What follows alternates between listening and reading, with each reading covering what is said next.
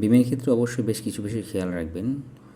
এই যে একটা বিম দেখতে পাচ্ছেন, উপরে স্টেট বার দুটো দেওয়া আছে এবং এক্সট্রা টপ দুটো দেওয়া আছে এবং নিচে তিনটে স্টেট বার দেওয়া আছে। বিমের ক্ষেত্রে কখনোই বটম জালিতে মানে নিচের জালিতে মাঝখানে ল্যাপিং হবে না, কলামের সাপোর্টে ল্যাপিং হবে, এবং টপ জালিতে মাঝখানে ল্যাপিং হবে, কলামের দুই সাপোর্টে কোনো ল্যাপিং হবে না এবং দেওয়া যাবে না। এটাই হচ্ছে বিমের নিয়ম, বিমের রুলস। আর এই যে দেখতে পাচ্ছেন এখানে হুকগুলো অনেক বড় করে রাখা হচ্ছে, এটা ঠিক হয়নি। এটা 3 ইঞ্চি করে রাখতে হয় এবং 135 ডিগ্রি অ্যাঙ্গেলে রাখা উচিত এবং রাখে এটাই।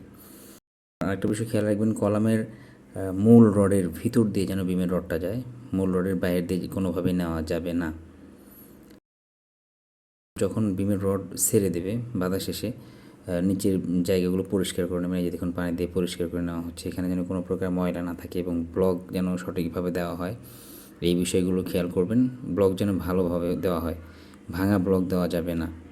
আর মাটামের যে বিষয়গুলো, অবশ্যই মাটাম দিতে হবে, মাটাম অবশ্যই দিতে হবে। মাটাম ছাড়া অনেকে রডগুলো দেয়, এটা দেওয়া উচিত না। এবং বিম ছেড়ে দেওয়ার আগে অবশ্যই খেয়াল রাখবেন নিচে যেন একটা হলেও রিং থাকে, অনেকে রিং ছাড়াই দিয়ে দেয়, এটা দেওয়া যাবে না, একটা হলেও রিং থাকতে হবে।